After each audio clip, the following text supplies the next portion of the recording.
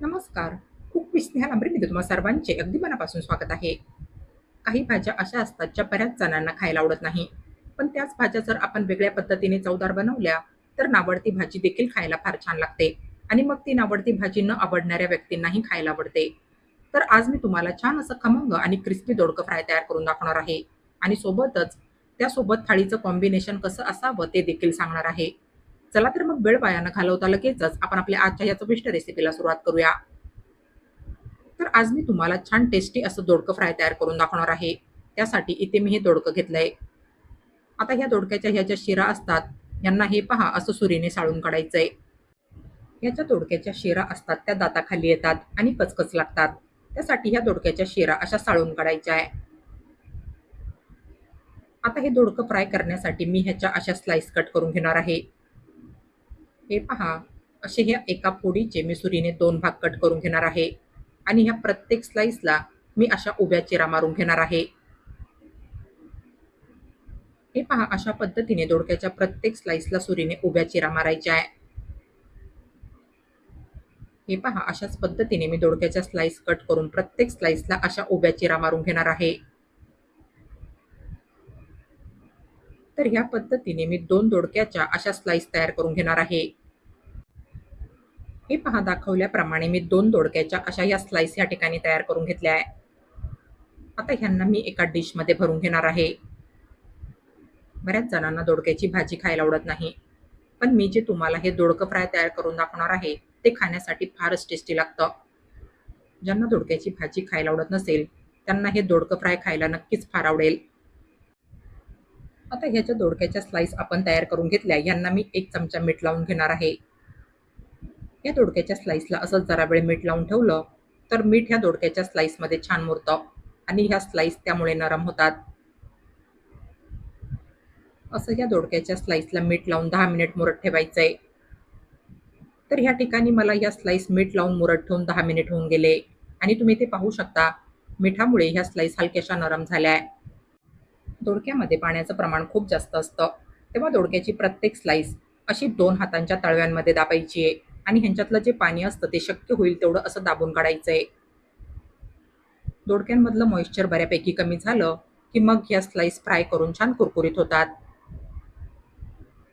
तर हे पहा, इथे मी ह्या दोडक्याच्या सगळ्या स्लाइस दाखवल्याप्रमाणे तयार करून घेतल्या आहे.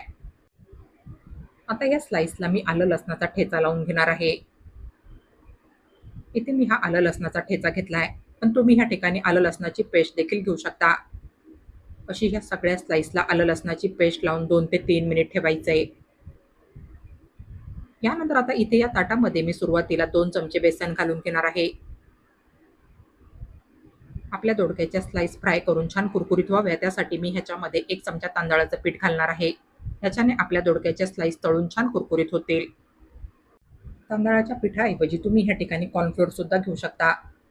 यानंतर आता ह्याच्यामध्ये मी अर्धा चमचा धनेपूड घालणार आहे आणि सोबतच पाव चमचा जिरं पूड, थोडासा हिंग, थोडीशी हळद, अर्धा चमचा आमचूर पावडर, चवीप्रमाणे 1 चमचा मीडियम तिखट असलेलं लाल तिखट, पाव चमचा गरम मसाला आणि पाव चमचा मीठ मी ह्याच्यामध्ये घालणार आहे.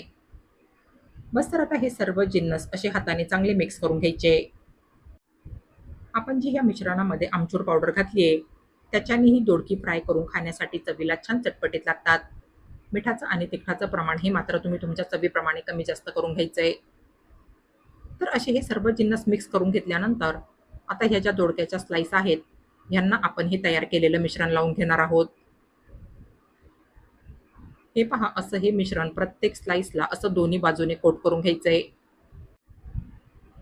हे पहा, अशा पद्धतीने आपण तयार केलेल्या सगळ्या स्लाइसला हे मिश्रण कोट करून घेणार आहोत. तर हे पहा, इथे मी या सगळ्या स्लाइस दाखवल्याप्रमाणे तयार करून घेतल्या आहे. तयार केलेल्या स्लाइस आता आपण शालो फ्राय करणार आहोत. तर त्यासाठी इथे मी या तव्यावर अगदी थोडंसं तेल घालणार आहे आणि तेल ह्या तव्यावर असं ब्रशच्या साहाय्याने पसरून घेणार आहे. तयार केलेल्या दोडक्याच्या स्लाइस तुम्ही तुम्हाला हवं तर डीप तेलामध्ये सुद्धा तळून घेऊ शकता. पण मी त्यांना अशा थोड्याशा तेलामध्ये शालो फ्राय करणार आहे. तेल गरम झालं की आता आपण तयार केलेल्या दोडक्याच्या स्लाइस अशा या तव्यावर ठेवून घेऊया. तव्यावर बसतील तेवढ्या स्लाइस मी अशा या तव्यावर ठेवणार आहे. मीडियम फ्लेमवर ह्यांची पहिली बाजू छान खमंग फ्राय करून झाली की ह्यांना पलटी करायचंय आणि ह्यांची दुसरी बाजू सुद्धा मीडियम फ्लेमवर फ्राय करायची आहे. गरज पडल्यास गरजेनुसार तुम्ही तव्यावर तेल घालू शकता. हे पहा, अशा या स्लाइस दोन्ही बाजूने उलट-सुलट करून छान कुरकुरीत होईपर्यंत फ्राय करून घ्यायच्या आहे. दोडक्याची भाजी जर तुम्हाला खायला आवडत नसेल, तर तुम्ही असं दोडकं फ्राय एकदा नक्की ट्राय करून बघा. बघा, मला खात्री आहे, हे कुरकुरीत आणि खमंग दोडकं फ्राय तुम्हाला नक्कीच खायला फार आवडेल.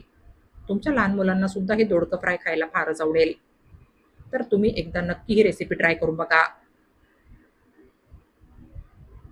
तर हे पहा, इथे आपल्या ह्या सगळ्या स्लाइस या ठिकाणी छान अशा खमंग आणि कुरकुरीत फ्राय करून झाल्या आहे. हे पहा, हे दोडकं फ्राय दिसायला बघा काय जबरदस्त दिसतंय. हे खमंग आणि कुरकुरीत दोडकं फ्राय खाण्यासाठी फारच टेस्टी लागतं. ज्यांना दोडक्याची भाजी खायला आवडत नसेल, त्यांना सुद्धा हे दोडकं फ्राय खायला फारच आवडेल.